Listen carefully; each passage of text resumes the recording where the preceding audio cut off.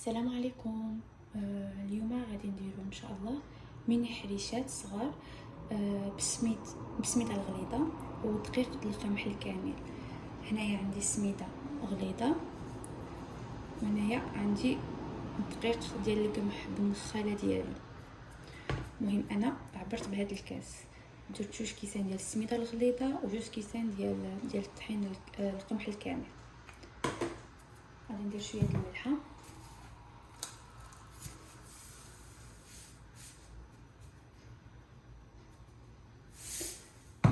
في الاول. غادي نخلط هاد السميده مع هاد دقيق القمح، عاد غادي نضيفو الزيت البلديه. كاين الناس اللي كيديروها بالزيت الروميه، انا كتعجبني الحرشه بالزيت البلديه. كاين حتى اللي كيخلطوا الزيت البلديه مع الزيت الروميه، ولكن انا كنفضل غير الزيت البلديه باش كتجي فيها ديك النسمه ديال الزيت، كتجي بنينه. من هذه الكميه راه غادي تخرج بزاف.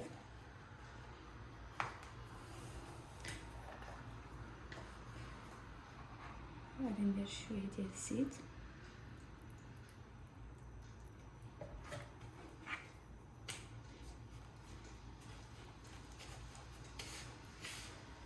غادي ندخل ديك الزيت مزيان في هاد السميده وهاد الدقيق ديال القمح.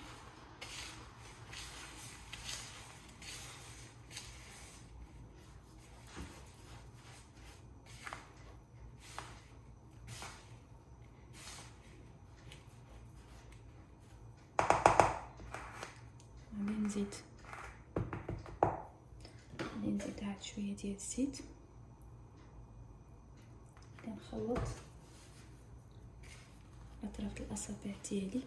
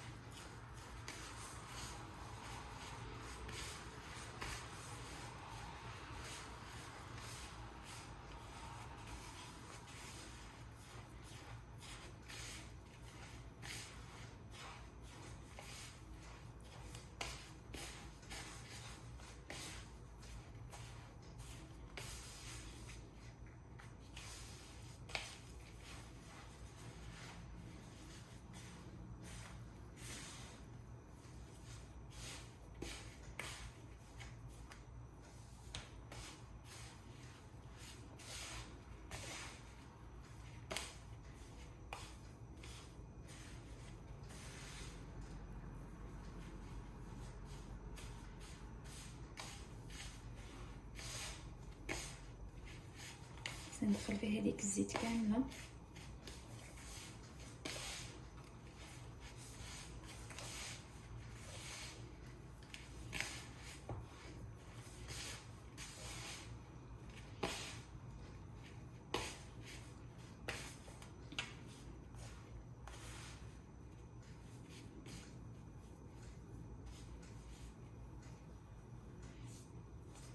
دابا غادي نزيد ندير واحد المعلقه ديال السكر،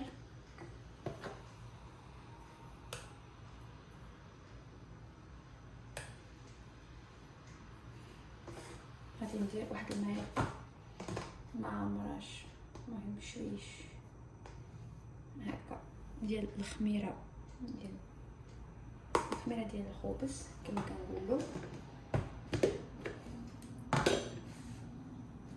غادي نزيد هاد الالزا نقولوا حنايا هاد الباكين باودر.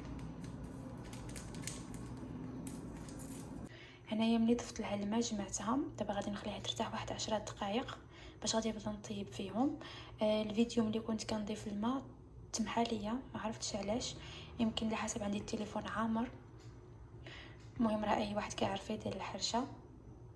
دابا غادي نخليوها ترتاح واحد 10 دقائق، غادي نغطيها، من بعد غادي نبداو نطيبوا فيها. دابا من بعد ما خليناها خمرات غادي نكوروها، نديرو كويرات صغار. بسم الله.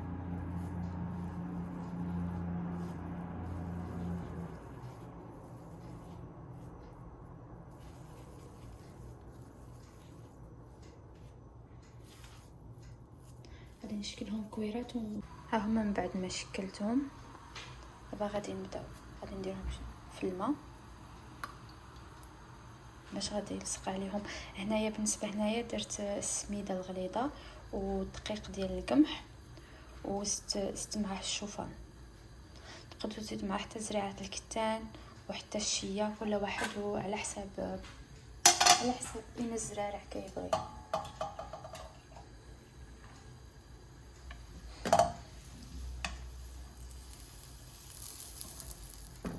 انا شعلت المقالي على عافيه مهيله،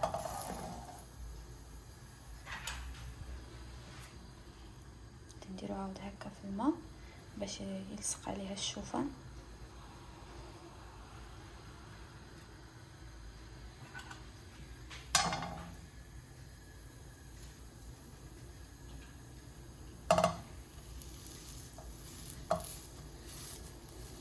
كيعجبني نديرهم رقيقين حسب كيزيدو كيتنفخوا شويه.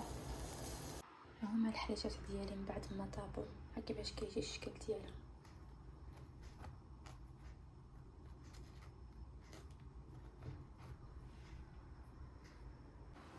غادي نحل معكم وحده باش غادي تشوفوا كيفاش جات.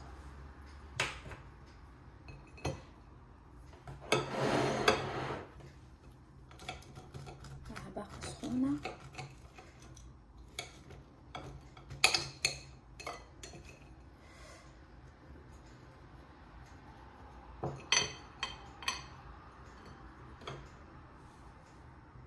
راه باقا سخونه.